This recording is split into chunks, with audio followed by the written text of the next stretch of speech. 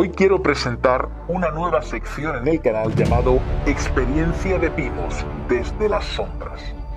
Los Pimos somos miles, tal vez cientos de miles a lo largo de todo el mundo dentro de la organización Watchtower.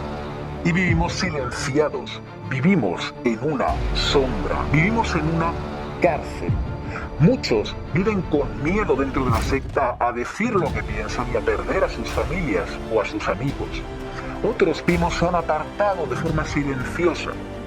Lo cierto es que somos unos parias que vivimos en las sombras. Por eso, esta sección ha sido creada para prestar mi máscara a aquellos Pimos que quieran contar y compartir su experiencia, por supuesto de forma totalmente anónima. También para hacer que pertenezcan a una hermandad. Y todo esto consigue tres objetivos que son los siguientes. Primero, que el Pimo en cuestión tenga una válvula de escape, tenga una salida y que de esa manera pueda desahogarse. Segundo, que haya muchos otros Pimos que puedan ver esto y sentirse identificados con las experiencias que se cuentan. Y tercero, unirse a una hermandad que te va a comprender, que no te va a juzgar y por supuesto que lo que busca es ayudarte siempre. Dadle una máscara al hombre y os dirá la verdad. Hermano Pimo, prepárate para la guerra. Hay más con nosotros de lo que están con ellos y somos más de lo que parece. Verdad y anonimato. Venceremos.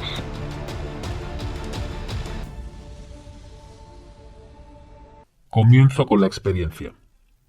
Bueno, esta es mi experiencia. 16 años siendo testigo de Jehová. Nací en una familia de testigos ejemplar de generaciones pasadas siendo testigos. Mi abuelo era testigo, anciano, precursor. Mis tíos son ancianos, precursores. Un primo mío se fue a servir al extranjero y ha sido superintendente de circuito. Mi padre es siervo ministerial. Mis primos, primas y casi toda mi familia son gente 100% dedicada a la secta. Dentro de lo que es mi familia en sí, tengo un hermano expulsado, al que se le llama apóstata, solo por haber cambiado de mentalidad, y con él, cuando era pequeña, no me dejaban hablar. Si lo hacía me regañaban. Me dolía mucho porque quería mucho a mi hermano. Bueno, aquí ya se ve uno de los motivos por los cuales los testigos son acusados de fomentar el odio.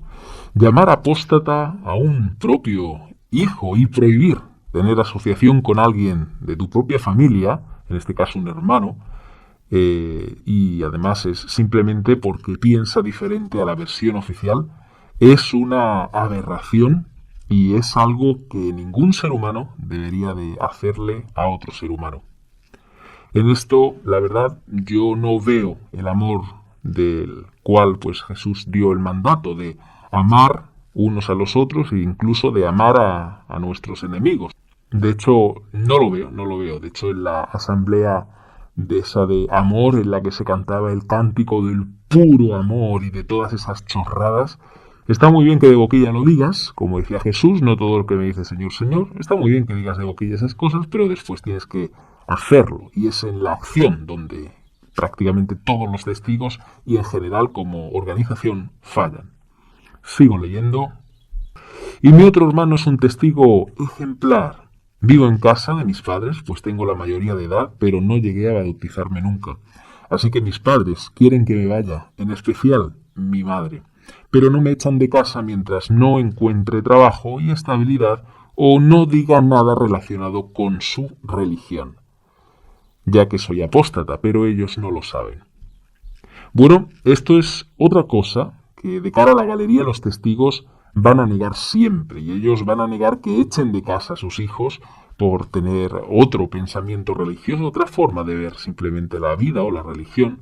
Y es curioso que los dramas que ellos graban, que ellos filman con esos costosos equipos que pagan pues nada a costa de los testigos de a pie con sus donaciones, esas superproducciones que hacen ellos, que son carísimas, lo ponen como que el hijo es el que tiene mala actitud y este es el que se va de casa en un acto de rebeldía y de soberbia, cuando esto en la mayoría de los casos es algo totalmente falso, porque un hijo con poca edad y como esta Pimo, que apenas tiene 18 años, tal vez recién cumplidos, pues no va a querer irse de casa por norma general si no tiene recursos económicos, no tiene prácticamente ingresos, ni estabilidad, ni nada por el estilo. Sigo leyendo. Bueno, con 7 años empecé a hacer asignaciones, a los 9 me volví publicadora no bautizada y desde los 9 hasta los 14 quise bautizarme, pero mi padre no quería prepararme tan pronto porque decía que era muy joven. Y bueno, esto es fruto del adoctrinamiento.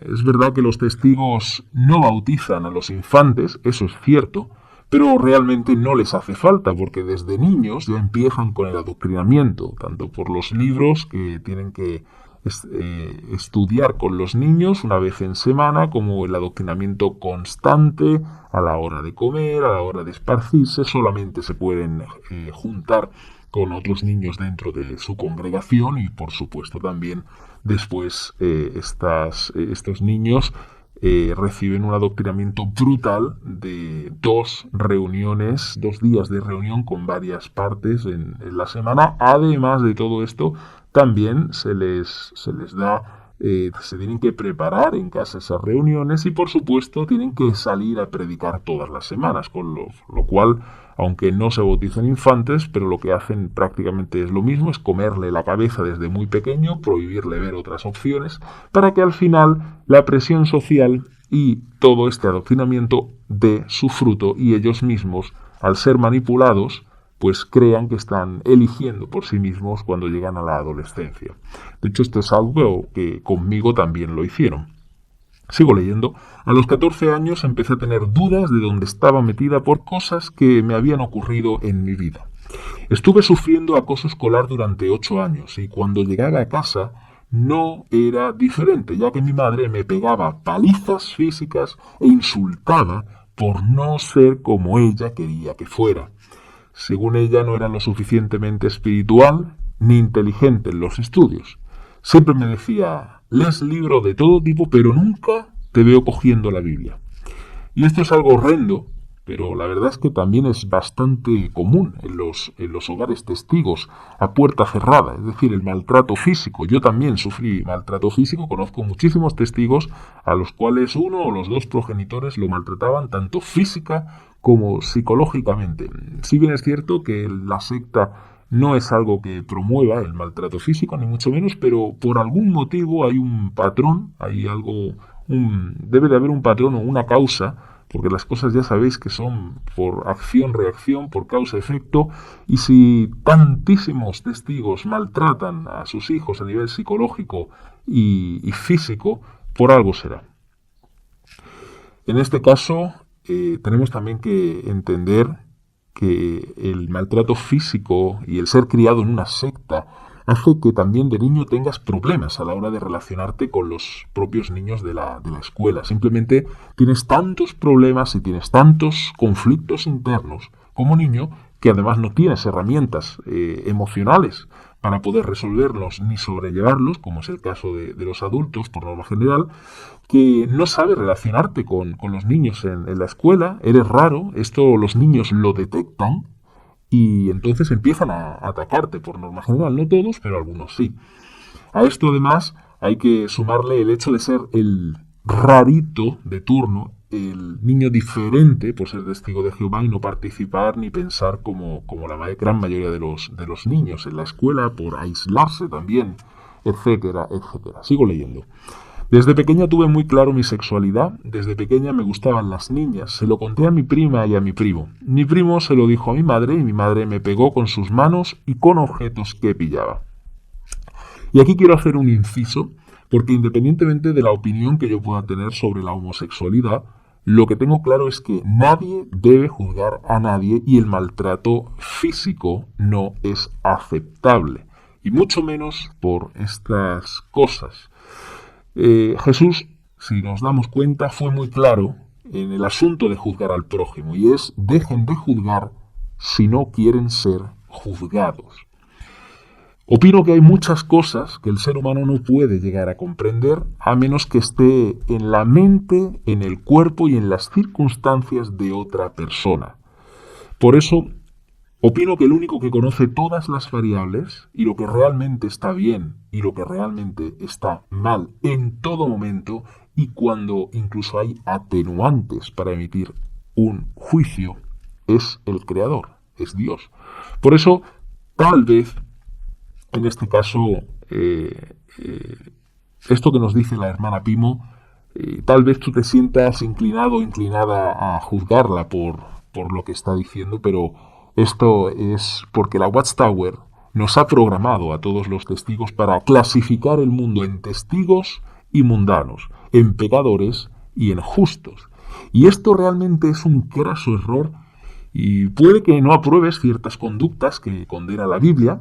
Yo estoy contigo en eso, por supuesto, pero lo que no podemos hacer ninguno de nosotros es ni juzgar ni condenar a las personas. Siempre debes de recordar que todos, absolutamente todos, somos imperfectos y no alcanzamos la gloria de Dios. Si hay que, nosotros sabemos por el código moral de la Biblia lo que en un momento pues puede estar bien o puede estar mal y puedes compartirlo, pues no compartirlo. De hecho puedes hacerlo o no puedes hacerlo porque Dios nos da a cada uno el libre albedrío, capacidad de elección y el poder, evidentemente, tomar una decisión. Y yo no estoy ahora entrando en debates éticos ni moralistas, ni como cristiano lo que tenemos que pensar, que cada uno piense y haga con su relación con Dios lo que le parezca. Solamente estoy señalando y vuelvo a recalcar que en este caso no debemos juzgar absolutamente a nadie, aunque sea lo que nos salga por cómo nos han programado los testigos, pero realmente un cristiano no debe juzgar a nadie. Ahí lo tienes cuando Jesús decía, y repito, dejen de juzgar si no quieren ser juzgados. Sigo leyendo. Pero yo creía en Jehová y orarle me ayudaba a seguir adelante. Me iba muchas veces sola a predicar y no volvía a casa hasta que era muy de noche. Prácticamente me pasaba los días predicando. No sé por qué mi madre me decía que era poco espiritual. Esto es algo que ocurre cuando tienes una familia, la verdad, que es muy problemática y cuando tienes muchos problemas en casa, como es el caso de esta chica. Por un lado, tú te aferras a Dios y por otro lado intentas estar el máximo tiempo posible fuera de casa. Sigo leyendo. No tenía realmente amigos en la congregación. Las chicas se reían de mí y se metían conmigo por no querer maquillarme, por mi forma de vestir y mi forma de ser, según ellas, no tan femenina. Y de nuevo esto es algo que la gran mayoría de pimos conocemos. Los testigos son, por norma general, muy hipócritas. Realmente no tienes amigos ahí dentro. Es toda una fachada, como decía antes, de puro amor, pero a la mínima de cambio se olvidan de ti si dejas de ir a las reuniones o a predicar, porque se te considera una mala compañía. Y ojo, no digo que los testigos sean malos por hacer esto, lo que digo es que la mayoría están programados y no son conscientes y no pueden ser como ellos mismos les gustaría ser. Por eso empiezan a poner una careta por la presión social y por todo lo que se supone que tienen que ser y decir y actuar, y entonces van poco a poco volviéndose unos hipócritas, con una cáscara o con una máscara por fuera, pero realmente por dentro son de una manera muy diferente. Sigo leyendo. Incluso recuerdo una vez en el Salón del Reino estar apoyando la cabeza en el mostrador donde se daban las revistas. Tenía sueño, estaba triste porque me habían pegado en el colegio y en casa. Y una de ellas, de las chicas estas que estaba con él, del salón con las que se juntaba, me agarró del pelo y me estrelló la cabeza contra el mostrador. Ella y mi prima hermana se empezaron a reír. Y yo me fui al baño a llorar. Cuando llegué a casa, mis padres se fueron de cañas a un bar con otros testigos, mi hermano a sacar el perro y yo me autolesioné por primera vez. Cada vez que salía con ellas se reían de mí por algo, así que me sentía a gusto solo con los chicos que no se metían conmigo, nos gustaban las mismas cosas y podía ir con mi hermano. Sin embargo, muchas veces quedaban solos entre ellos, como es normal. Muchas veces las chicas, casi todos los findes y entre semana también quedaban, pero no me decían nada. Sin embargo, fue con las únicas personas con las que tuve contacto en mi infancia y con las que me crié. Y antes de continuar, querido hermano, ayuda a la causa Pimo dándole me gusta al vídeo, suscribiéndote y activando la campana de notificaciones, poniéndola en todas. Esto hará que este esfuerzo, este testimonio también llegue a muchos otros Pimos y así las ayudemos a recuperar sus familias y sus vidas. Gracias. Sigo leyendo. Ya que no me dejaban salir con niños de mi edad ni del mundo.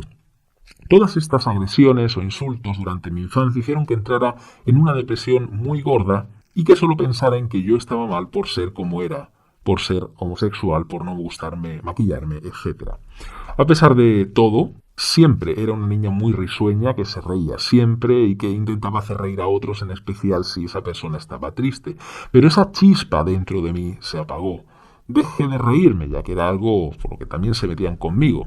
Empecé a ver la vida de forma muy negativa, empecé a pensar que tenía que madurar y mi conciencia de niña se acabó. Me tiraba los días llorando, autolesionándome, pensando que no quería seguir viviendo.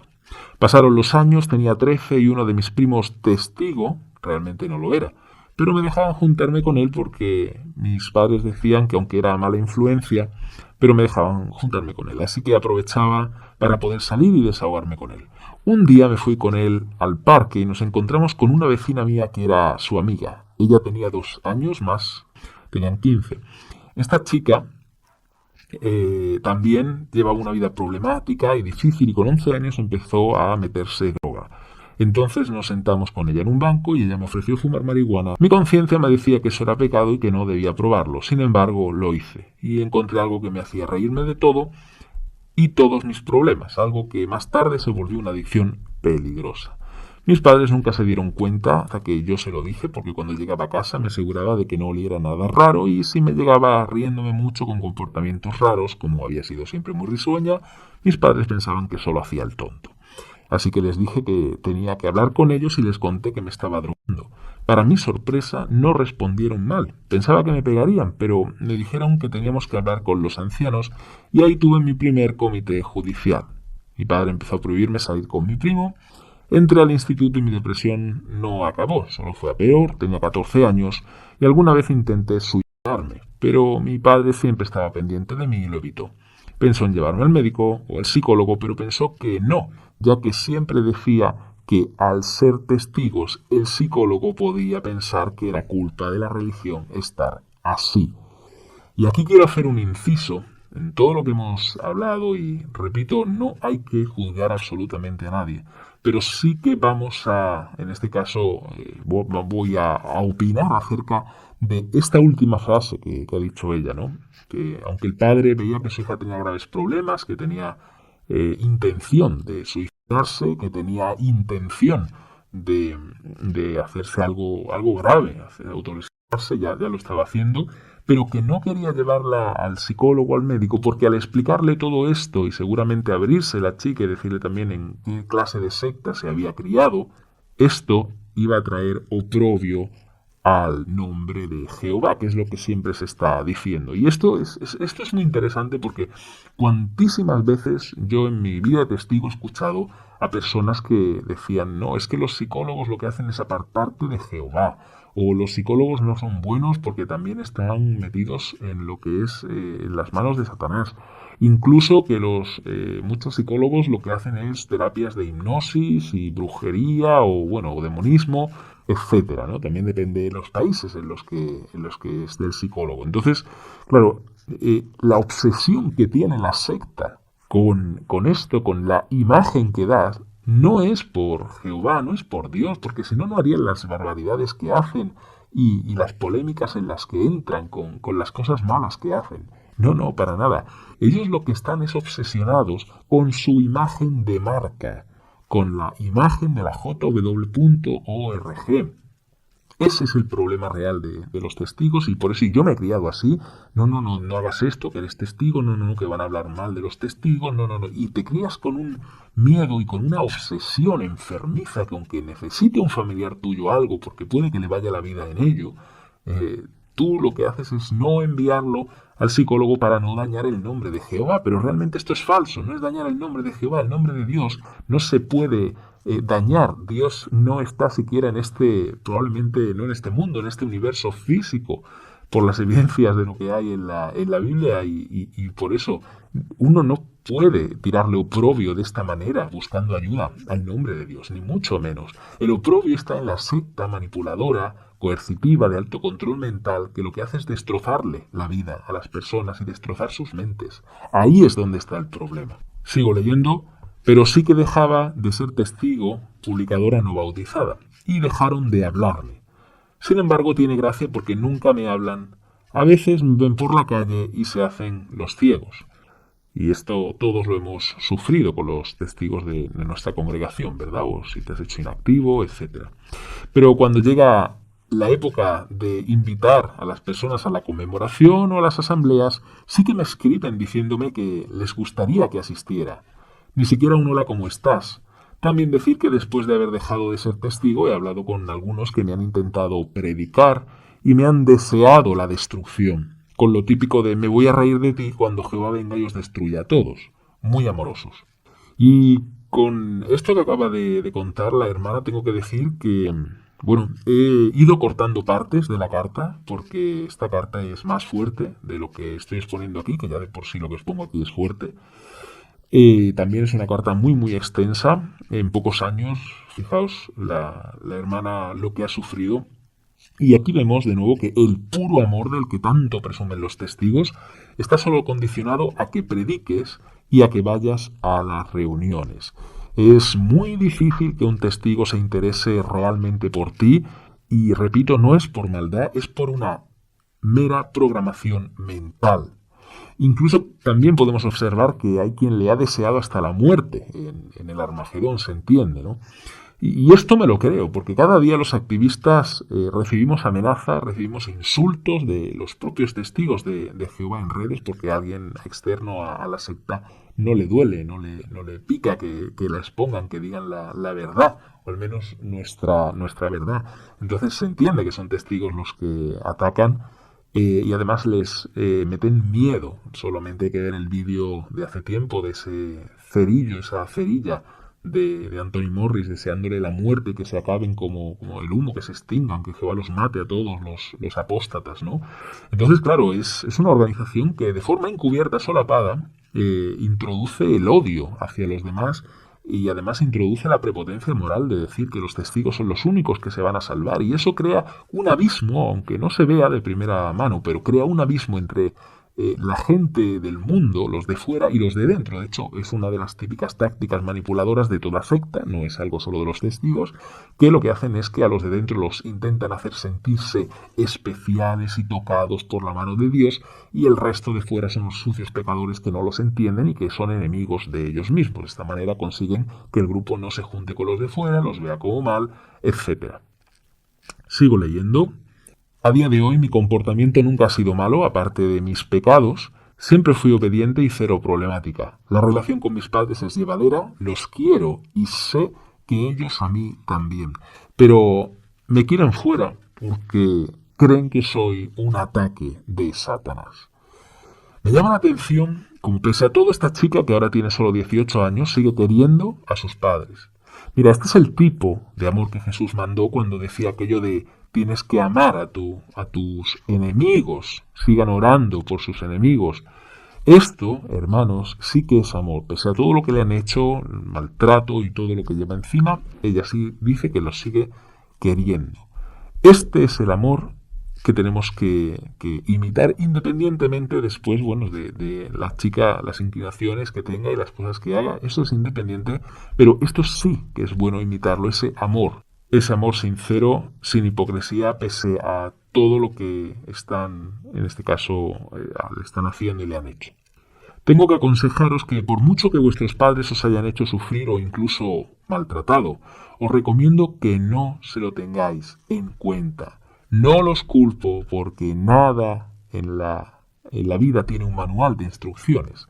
Ellos han nacido también en la secta y están demasiado ciegos para ver dónde están. Fijaos de nuevo qué ejercicio de empatía que está haciendo esta chica con solo 18 años, ¿eh? Lo cierto es que es conmovedor ver la madurez con la que trata este asunto y cómo ve la parte positiva y cómo no juzga. Eso es algo que tenemos que imitar, sobre todo los que en alguna época, como yo, hemos estado juzgando a los demás de forma muy dura. Eso Dios no lo quiere, ya Jesús nos lo dijo y es algo lo que tal vez tengamos que seguir trabajando. No cabe duda, a mí no me cabe duda de que independientemente de lo que haya hecho esta chica en su vida o de la orientación que pueda tener a nivel sexual, Jehová tiene que amar en gran medida a esta chica. No digo que apruebe el estilo de vida que ella lleva, que haya llevado, pero tampoco podemos juzgarla porque no sabemos tampoco qué es lo que la lleva a eso, cuál es su proceso mental, cuál es su... Por lo tanto, más amor y menos juzgar. Sigue leyendo. Yo actualmente estoy bien, entre comillas. Estoy intentando rehacer mi vida, sacando los estudios que no pude por dedicarle este tiempo a la secta y sanando mis heridas y traumas, yendo a un psicólogo para que me ayude a ver la vida de una forma positiva. Muy bien esto. Buscando ayuda. Estupendo. Mis amigos de ahora son mi familia. Es gente sana y buena que no tiene nada que envidiarles, entiendo a los testigos. Yo soy sana, no me drogo y no he vuelto a hacerlo desde que lo dejé entonces. Hace 3 años que no me autolesiono ni intento quitarme la vida. Para quitaros ideas de la secta de la cabeza, os recomiendo que leáis información de la historia para saber si X cosas que dicen ellos, los testigos, o dice la Biblia, han pasado de verdad o no. También podéis ver canales como este u otros donde también te dan la información y la fuente para que tú con tus propios ojos veas si son verdad o no. Si os han quedado secuelas psicológicas, si os cuesta seguir la vida, no tengáis miedo, no pasa nada, ir al médico, yo añadiría, o al psicólogo, y pedir que os traten para poder seguir avanzando de forma positiva. Y nada, esta es mi historia, es la historia de mi vida, de forma anónima, pero espero haber podido ayudar. Un saludo y a disfrutar de vuestra libertad y empezar a vivir. Bien, para finalizar quiero agradecer a esta hermana por contar su experiencia. No ha tenido que ser fácil revivir todo esto y por supuesto por confiar en mí para contarla de forma anónima. Y lo cierto es que hay un texto que sí que me gustaría dedicarte, que es el Salmo 27:10, que dice que aunque mi padre y mi madre me abandonen, tú, Señor, te harás cargo de mí. Esto es según la traducción de la Biblia de Jerusalén. Y a veces los que hemos sufrido en nuestra infancia, en la familia, en la escuela, en la secta, podemos llegar a pensar que nadie nos va a terminar queriendo, porque lo que hemos encontrado a lo mejor en nuestro entorno es que muy pocas personas nos han querido. Se supone que la gente que se supone que deberían de habernos querido, como son nuestros padres o son los pastores en la congregación, simplemente nos han maltratado y no nos han dado el cariño que merecíamos. Incluso se puede llegar a pensar que la culpa de todo esto la tenemos nosotros. Y es verdad que también, como vimos, nosotros podemos sentirnos solos y aislados por culpa de esta secta, bien que te hagas inactivo, o bien que estés dentro y estés solo. Todo esto es cierto, pero cuando ese sentimiento te invada, recuerda que el Creador es alguien que siempre te va a querer, es alguien que siempre te va a amar de forma incondicional, aunque nadie más en tu vida lo haya hecho o lo vaya a hacer. Por eso no importa lo que hayáis hecho, con la debida actitud, Él siempre tiene los brazos abiertos, como en la parábola del hijo pródigo. Por eso quiero que recuerdes, hermano primo, que pase lo que te pase y lo que te haya pasado en el pasado también, recuerda que el Creador nunca te dejará de querer, pase lo que pase. Por eso, hermanos, nunca os rindáis, seguid confiando en Dios y seguid luchando, que vale la pena. Dadle una máscara al hombre y os dirá la verdad. Hermano primo, prepárate para la guerra. Hay más con nosotros de lo que están con ellos y somos más de lo que parece. Verdad y anonimato. Venceremos.